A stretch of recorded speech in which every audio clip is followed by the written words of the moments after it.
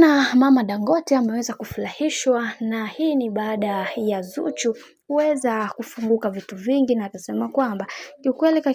katika kitu ambacho kinachonifurahisha zaidi ni kuweza kuona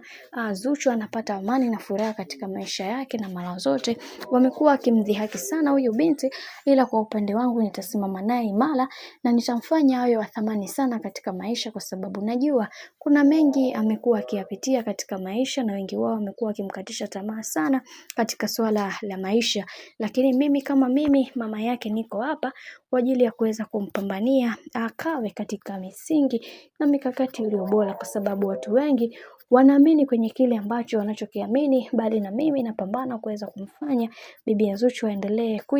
kuwa na imani na kuhakikisha anaendelea kufurahi na kuenjoy katika maisha yake, kwa sababu kuna mambo mengi amekuwa akiyapitia. Mimi kama mama yake sikutamani kuweza kuliongelea hili, lakini ndo kama hivyo, naamini Mungu atasimama upande wake na kumfanya aendelee kuenjoy katika kila hatua ya maisha ambayo anayopitia, na mimi nitapambana kuweza kumfanya bibi Zuchu aendelee kupamba moto kadri siku zinavyozidi kwenda, kwa sababu wengi wao wanatamani kuweza kujua mengi juu ya hiki ambacho kinachoendelea, lakini ukweli ni kwamba Zuchu na yeye tayari ameshaweza kujipatia mtoto na kila kitu kiko sawa kwa upande wao, na wale ambao walikuwa wanamzungumzia vibaya, kiukweli kwa hapa mtakuwa mmeula wachuya, kwa sababu Zuchu ni mwanamke ambaye anajielewa na anajitambua na anajua ni kitu gani ambacho anachokitaka na kwa wakati gani, hivyo yawapaswa kuweza kuwa makini na kuhakikisha kila kitu kinakwenda kuwa sawa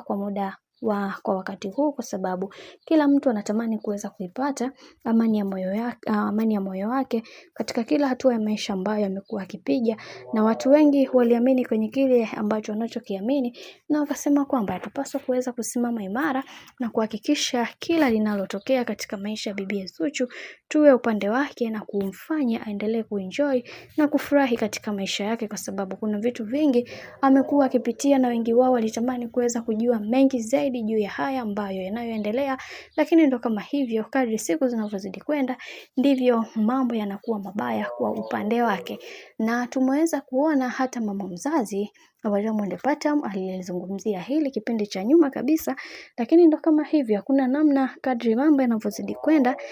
kwa upande wa Zuchu ndivyo mambo ambavyo yanazidi kuwa mabaya, hivyo hakuna namna. Wacha tuone mwisho wa haya yote itakuwaje. Mimi nikusii kama ndo mara kwa kwanza kufuatilia channel tupendwa hii hapa ya Kileo Media, basi nikusii usisahau kusubscribe, kulike, kushare pamoja na kucomment. Mimi sina la ziada, wacha nikutakia siku njema na kazi njema.